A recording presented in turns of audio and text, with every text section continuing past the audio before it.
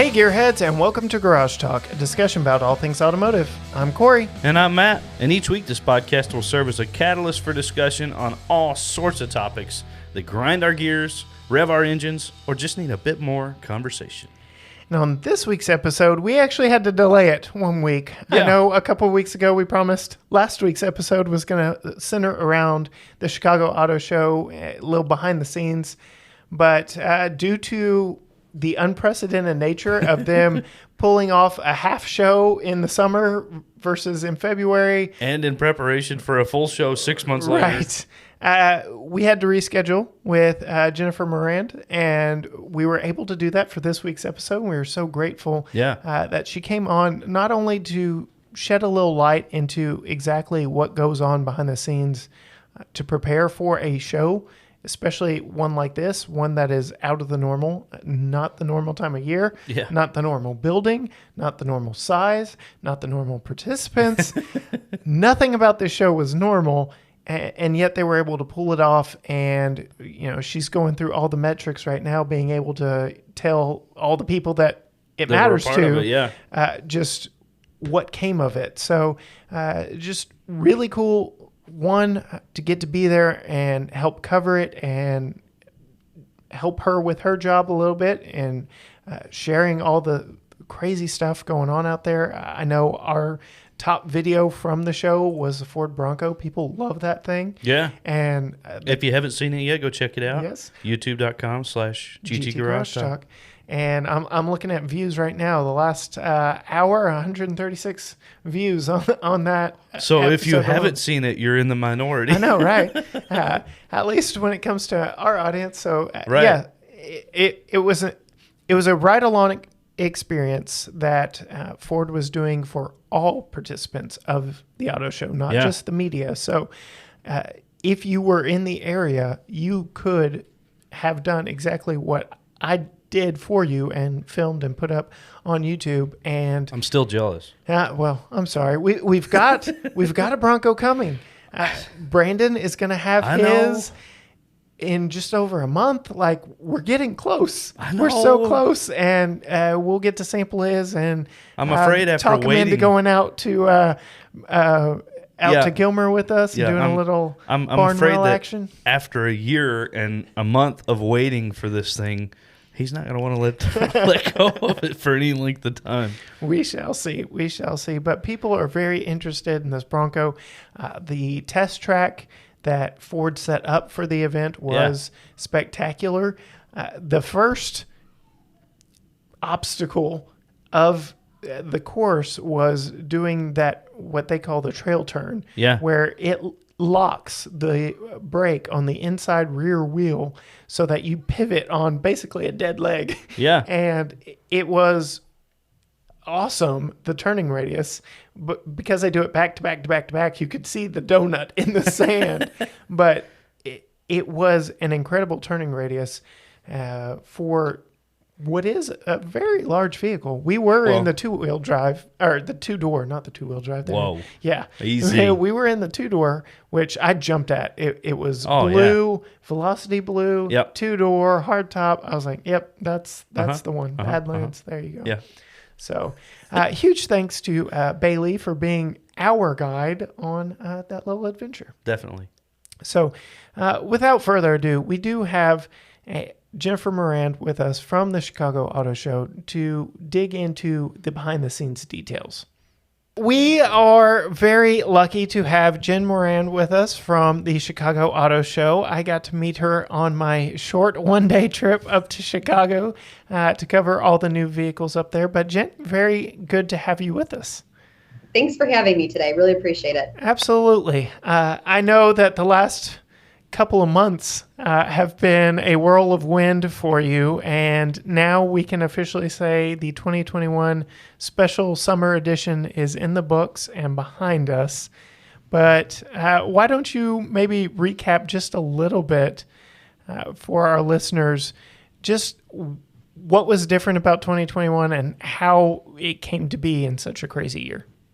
Absolutely. Well, we were just catching up, and it made me smile about, losing this past year completely. And, everyone's kind of joking, what year are we in? But But I will tell you, I mean, the fact that we were able to pull the show off was just tremendous in and of itself. Given the timing, you know, and I don't know if you recall or if your listeners recall, but we were actually the last major auto show to take place in the month of February 2020. Right. And so we feel very fortunate to have had that show as well before the pandemic and, you know, the shutdowns. And so to be able to host a show, it just feels so good, just personally, professionally. I think a lot of people were just excited to see it get off the ground in general. But the fact that it was a brand new show, I think just enhanced its just fun factor. I know that fun is like the word that comes to mind to me, because it really was that. I mean, we totally, reimagined the landscape of the show in a physical sense. We moved buildings. So for those who are familiar, it's typically in the north and the south hall of McCormick Place in Chicago, which is actually occupies 1 million square feet. Right. But we moved that to the west building, and we're about a half of that. We're about 500,000 square feet. So nothing to laugh at. It was still a very large show, but what was neat was that we expanded outdoors as well. So we took part of the show, we put it outdoors. We've never been able to do that before because it's February in Chicago and it's freezing, and oftentimes there's blizzards and, you know, there's weather. So, you know, the fact that we were able to bring it outside was cool. We expanded outdoors. Ford brought in some very cool activations outside. They had the all new Bronco ride-alongs on the Bronco track. Also, they had this Mustang Mach-E experience that actually also featured a few other electric vehicles as well. So the F-150 Lightning and their E-Transit.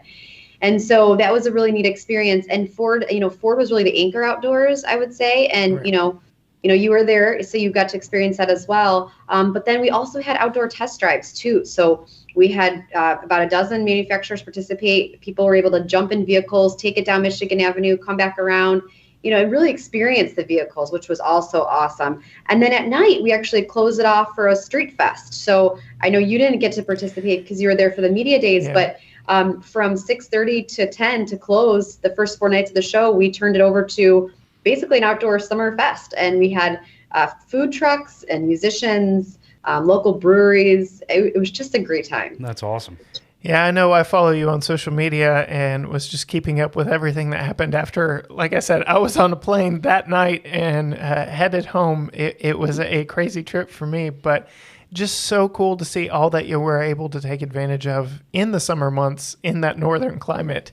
Thank you. I noted while I was there that it felt a lot like the DFW show because ours is in April, and April's about the same weather as July up there for you. And so it was really cool to have that indoor-outdoor experience. And you alluded to the Bronco activation.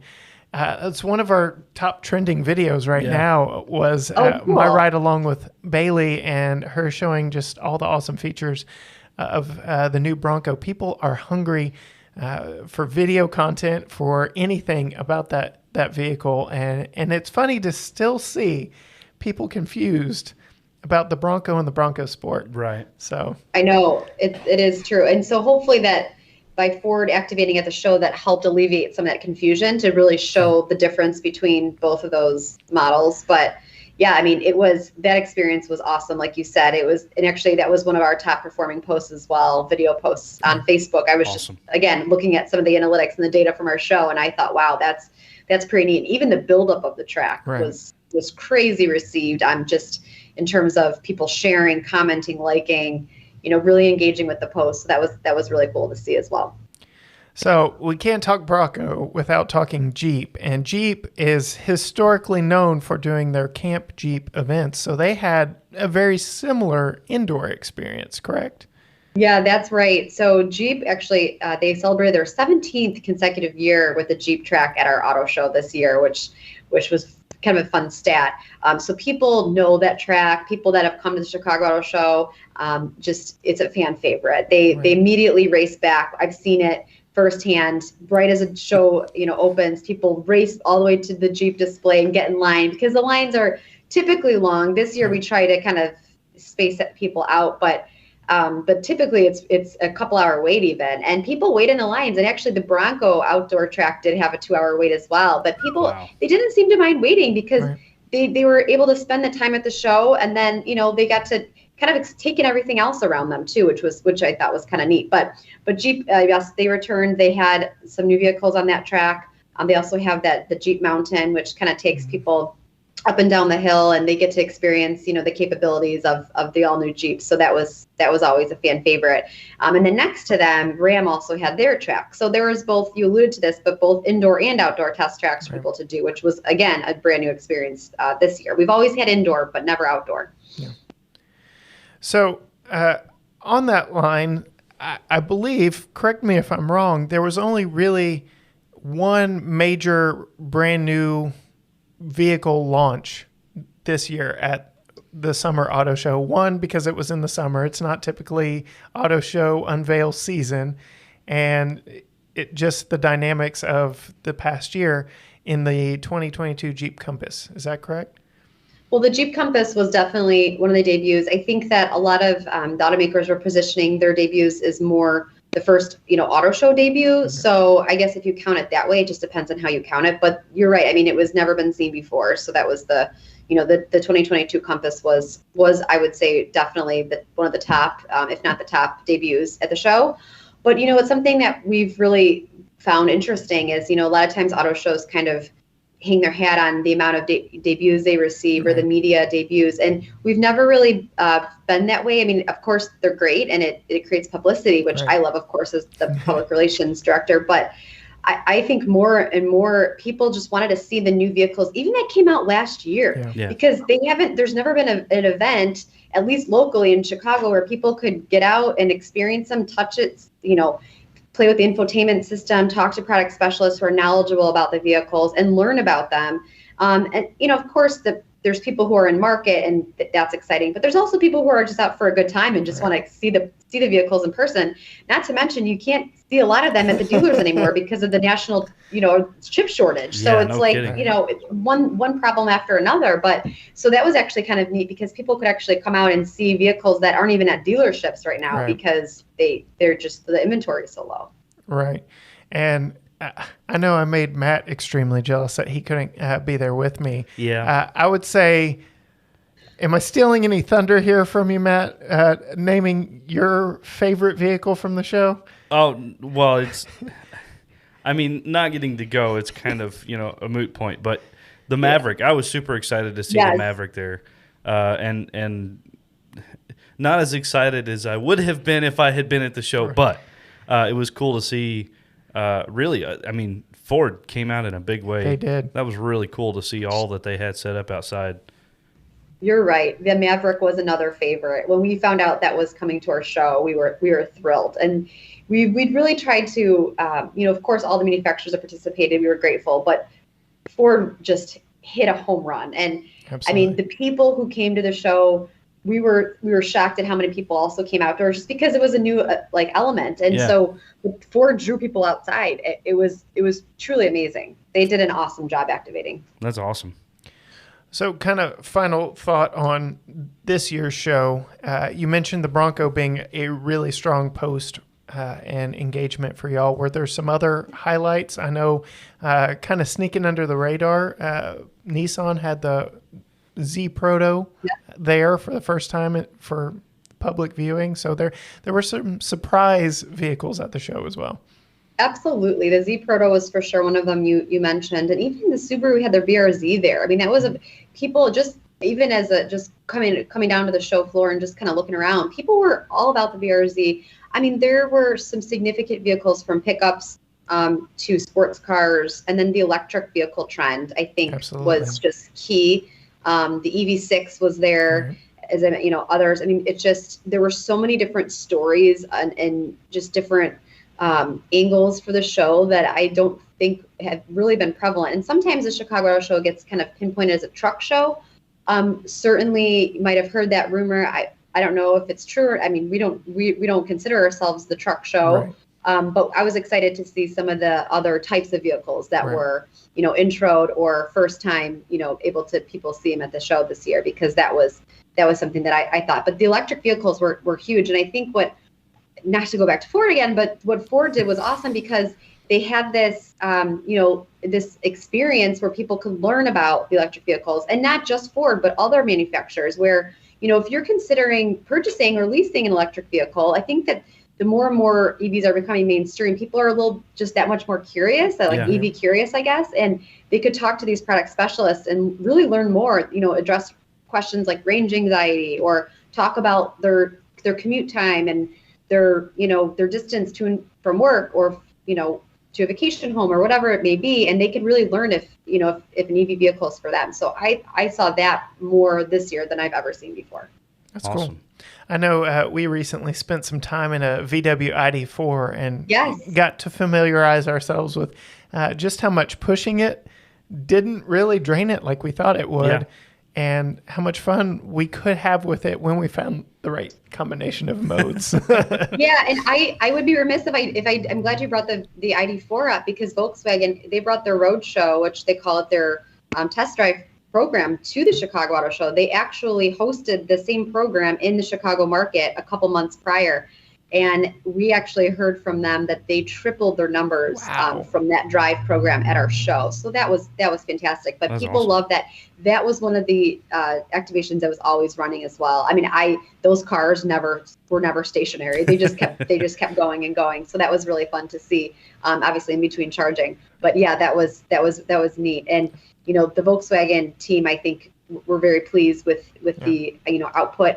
But I think also people were just very attracted to it. And it was kind of cool because they could cross compare the Mustang Mach-E to the ID4, right. For instance, if they were in the market. And those vehicles, I don't know if you've driven, you said at least the ID4, but they're very different. The Mach-E and the ID4 are very different.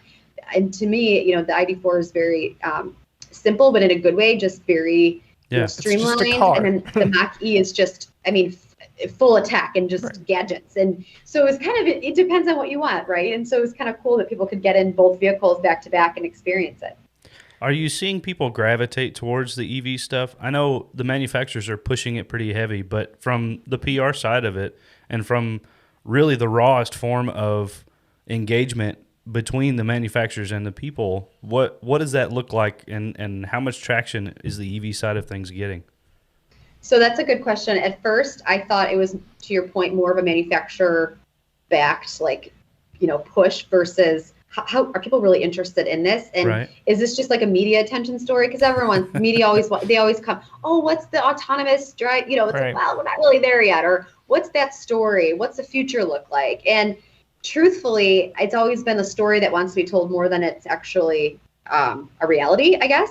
But like I said, this year more than ever, I found that people were truly interested in learning about electric vehicles and actually considering purchasing one, because just from the volume of people, or maybe just curious too, just test driving them because they haven't been able to before, or maybe they're actually in the market to purchase or lease an EV. And so I thought that was really neat. And from a media perspective, the media were all over the electric vehicles at the show, which they typically are. But on the consumer side, yeah, exactly. But on the consumer side, I saw that more this year than ever before, and just the education process that went along with it. Good. Well, I will say a little behind the scenes knowledge from our ID4 shoot. So we're driving around downtown Tyler, and a couple driving a hybrid RAV4 actually passed by us and honked and waved. So they knew what we were driving, and they were very interested in it. So to that point, I think it is picking up and catching on. Absolutely. And I think the more people learn about it and they're accustomed to seeing them, it'll just become that much more mainstream. And, I think Volkswagen was smart at introducing that roadshow activation at the Chicago Auto Show, because it was a perfect venue. People were able to kind of experience it, and hopefully now, even if they didn't, they've heard about it and maybe they'll consider it in the future. So it seemed like it went great for them. Hearing from them firsthand, they were very pleased. Awesome. So I think that it's great, and what a great opportunity to introduce your new vehicles to people who haven't seen them before. Yeah. So shifting gears, pun intended, just a little bit. And I know we've talked to your counterpart at the Houston Auto Show, essentially, and we're familiar with the cycles and how things work. I know that you're probably already well into planning for next year. and there are probably still a lot of unknowns. But what do we know at this point for next year? What learnings are we taking from this special summer show and applying for 2022? Such a great question. And actually, funny you said that. I literally just sent my team the 2022 logos. So we were just having an internal joke. Well, we're having a show, I guess. So anything moving forward. But yes, no. So currently we are planning for a February 2022 event. I guess our traditional timing, so to speak. But that said, just to kind of caveat it, we are considering potentially a spinoff something maybe in the summer. So awesome. Potentially a smaller pop-up, test drive event, maybe turn over to Street Fest in the evening. And this is totally off. I mean, I guess it's on the record, right? Because we're talking on a podcast here, but just a fun idea, just to share it. It's nothing official, nothing solidified.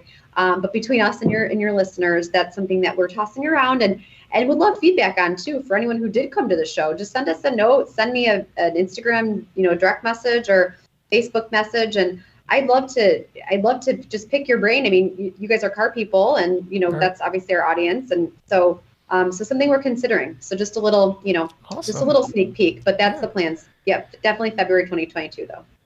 Cool. Yep. We've danced all around it, but you are the nation's largest auto show, correct? So pivoting from a like set in stone time that all the journalists know is a hard shift.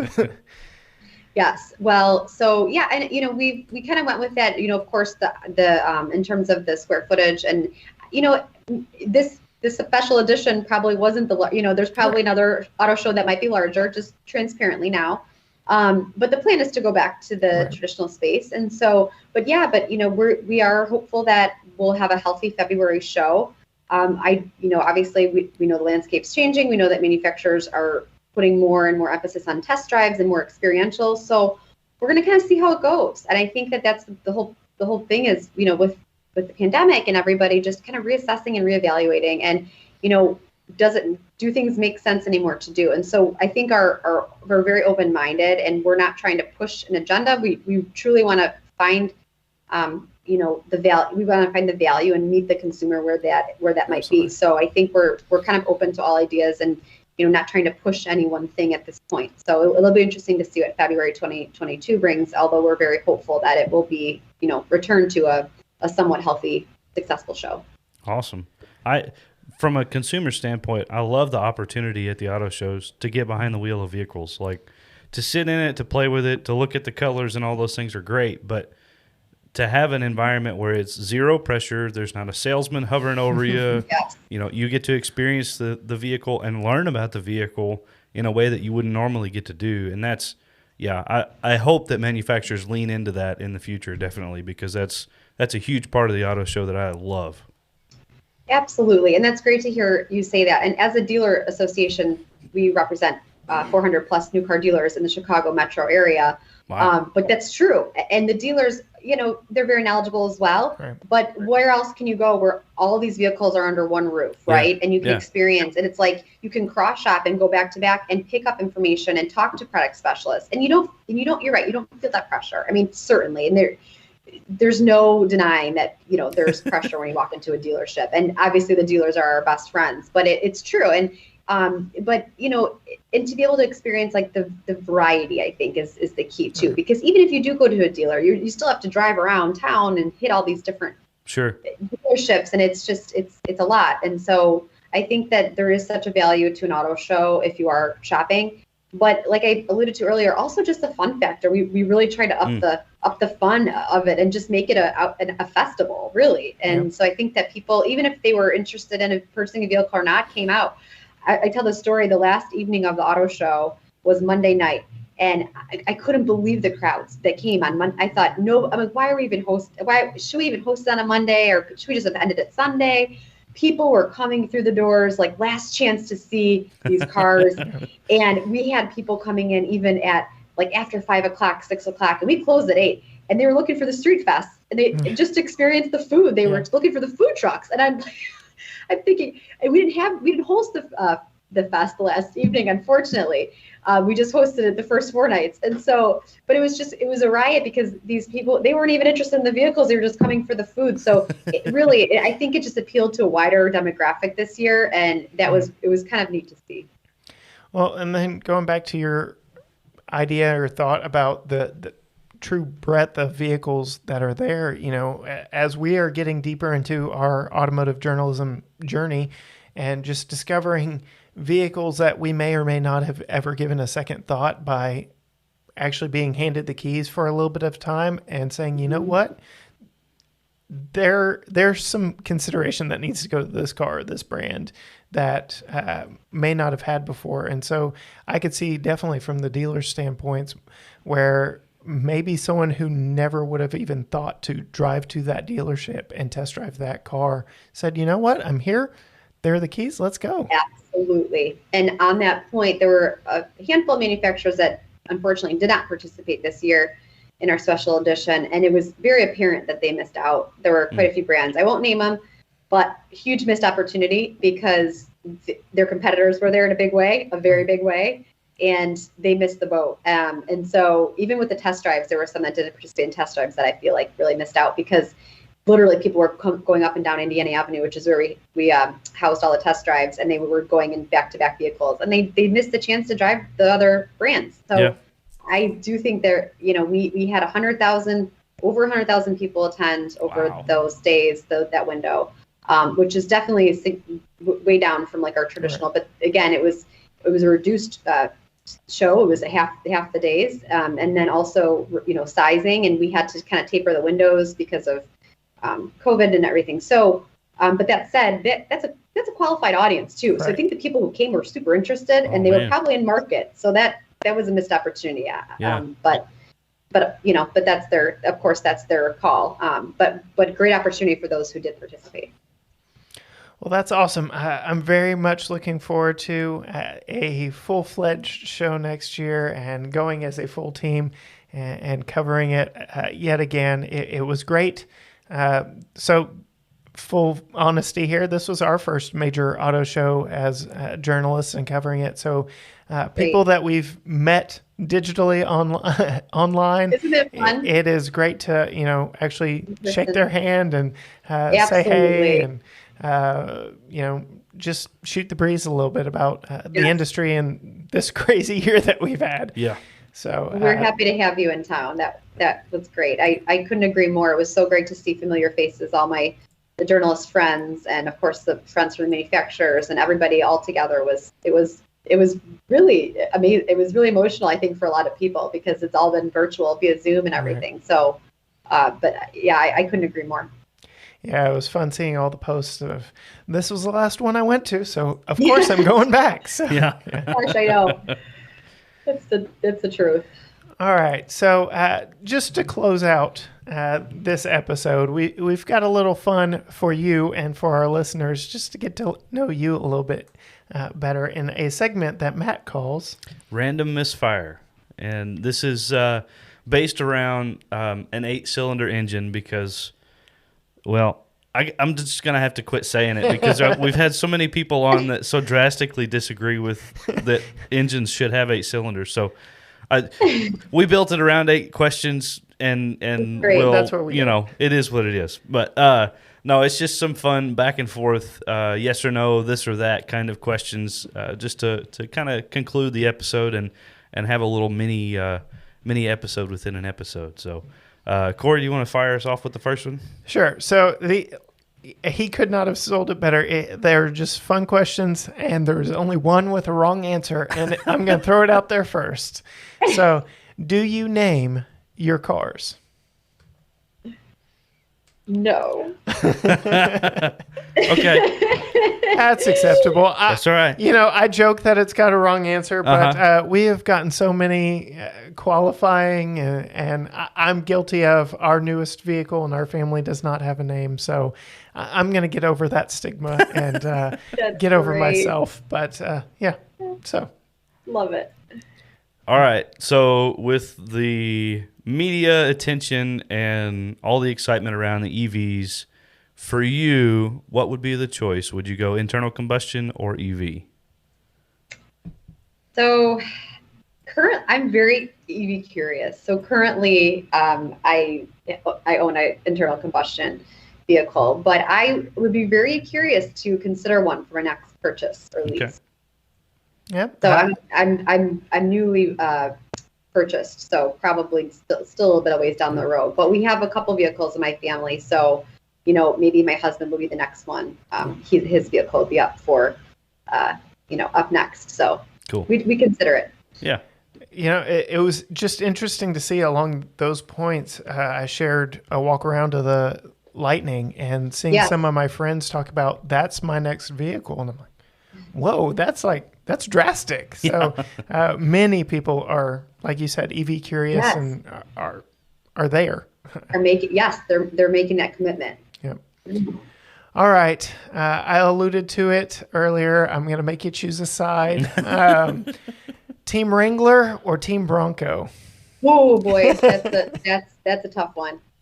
I would say Team Wrangler. I love the Bronco. I just, I know there's a lot of people who are very passionate about the original, and there's no denying it's an amazing, throwback, and the nameplate is there. But I would say Wrangler, just because I've had more exposure to it. Yeah. It'll be interesting to see now with actual Broncos rolling out in consumers' driveways now, just how that perception is going to change, because there's tons of buzz, but maybe little misunderstanding Bronco Sport and stuff like that. Yeah. So I've seen a lot of Bronco Sports on the road. I haven't seen the full size Bronco, but yeah, I'm sure it's coming. Okay, so as a Ford fan, me personally, I'll give you the opportunity to redeem yourself with this one. Would you choose TRX or Raptor? Ooh, that's another good one. I would have to say the TRX because, sorry again, I know, because I've had the chance to experience it in person and drive it, and it's quite the beast. And it's only because I haven't had the chance to drive the Raptor. So I would say I think the TRX is very cool. Yes. But not having driven the Raptor, I guess I shouldn't choose a side without, in all fairness. But that's all right. Well, I haven't driven either, and so I would, my uneducated bias would be the Raptor all the way. But Well, the TRX does have that amazing V8 that you have sampled in other vehicles. That's right. Was it the most powerful, fastest truck on the market according to the brand? So. Yep. It's crazy. All right. So any generation, any year model, where are you going with this question? Favorite car? Gosh, that is a very good question. So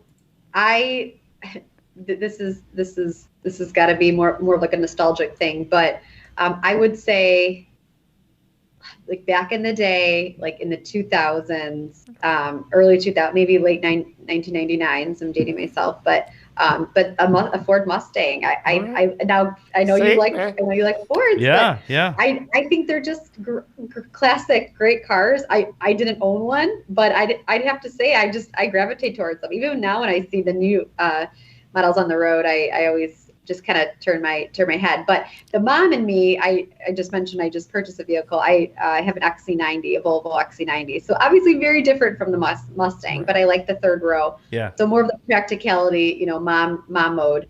I'm in the Volvo, but I do love the Mustang. Nice. Nice. Hey, I'm right there with you with that same era Camaro. So there you go. I would have one in a heartbeat. Absolutely. Another favorite. All right. Manual or automatic? Automatic. Okay. I know, and I've driven plenty of manuals. And speaking of Ford Mustangs, we did a track event actually that was pretty neat, and I learned relearned, I guess, I retaught on a Mustang. So kind of fun, but yeah, not a bad car to relearn in. No kidding. Right. No kidding. Ooh, I get one more question, and there are two that are. I'm gonna go favorite driving song or genre. When you just got to get away, what you listening to? Man, that is such a good question because I listen to so many different types of genres. For me, it's whenever I can convince my 3-year-old that we're not listening to What Does the Fox Say? If you're, because it's such one of those things where it's like we listen to so many different types, but if I'm being totally honest, right now we're in a huge Descendants phase. My daughter's 7, so and then my son is into Ninja Turtles, so it's the Ninja Turtle theme song is on repeat, and which is quite funny because it's like some of the throwbacks and the Power Rangers. I don't even know if they have any new Ninja Turtle or Power Ranger movies or TV shows out, which is, he watches all the originals. So that's actually like listening to the original theme songs. Yeah. It's like on repeat, even in my mind right now. Haunting me. I'm sorry for activating that part of your brain that you were able to shut off for the work day. My apologies. For the working day, right? Until I have to, switch to mom gear and pick up my son. Yes. All right, so I asked the internal combustion or EV question. I'm going to make it a little more difficult and ask, if you had to choose one, would you choose an EV or a car with a CVT? Oh, wow. I would say EV. Yep. Okay. I think I'm right there with you on that one. It would probably be a Tesla Model S Plaid, but that's a story for another day. Whoa. So. That's great. Well, Jen, we just thank you very much for coming on and talking 2021 and 2022 Chicago Auto Shows. Very interested to hear from you, our listeners, just exactly what you think about a spin-off 2022 summer event. So we will be sure to put links to all of the Chicago Auto Show social medias in the description, in the show notes down below. So if you're one to swipe around and click on those things, please do, and let Jen know exactly what your thoughts are on the matter. As for Matt and I say we're both for it. We just got to find out how to get to Chicago twice in 1 year. No kidding. But you're always welcome. We love it. Again, just a reminder to all our listeners, if you want to know more, give your feedback for the 2022 show, hit up the Chicago Auto Show on Facebook, Instagram, let them know your thoughts, and we'll see just what develops from that. But Jen, that'd be great. Thank you so much. And I'll shoot you a link when this goes up Friday, and just very excited. Thank you so much. Awesome. Thank you both so much for having me. I really appreciate it. All right. So I am very much looking forward to February. Clear your calendar right now. Yeah. And you're coming with me. Right. We're spending more than one night there. I want to do a little sightseeing when we're in Chicagoland next time. I've been up there. I've seen the Bean. There's a picture of me touching the Bean. You touched the Bean. I don't know if you're supposed to or not. Get fingerprints all over the chrome or the stainless steel, whatever it is. But yes, I want to do a little more sightseeing up there. Want to, be able to breathe a little bit. For those of you, I don't know that I've publicized exactly what my travel schedule was for this trip. So it was nuts. It was nuts. Yes. Go check out Garage Talk merch for that shirt. But I flew up Tuesday, got to my hotel finally after 5:00 Tuesday night, and didn't feel like going anywhere for nothing. Had Uber Eats bring me a Chicago deep dish. Of course. Pizza. Ate that in my room. Watched some YouTube and passed out.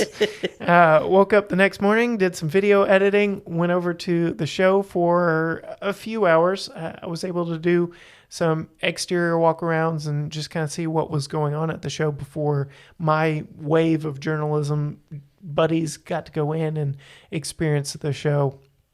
And so I was officially there from 2 to 4, to which I turned right back around, walked to, what do they call it? The subway, the public transit, all the way back to O'Hare, and hurry up and wait was pretty much the name of the game. For me to go up there to cover an auto show and be completely reliant on public transit was torture.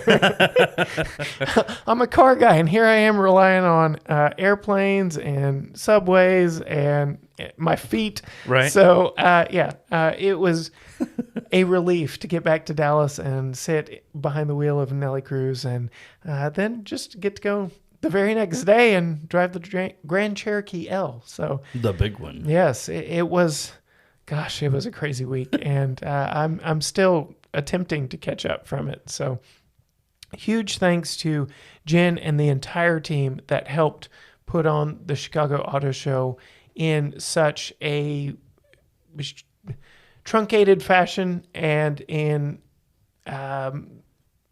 just such a stellar production that came out of it. So. Absolutely. I'm going to offer a round of applause here for maximizing not only the fact was it a truncated show, but to maximize the opportunity. You know, they had half the space, but they moved a lot of things outdoors.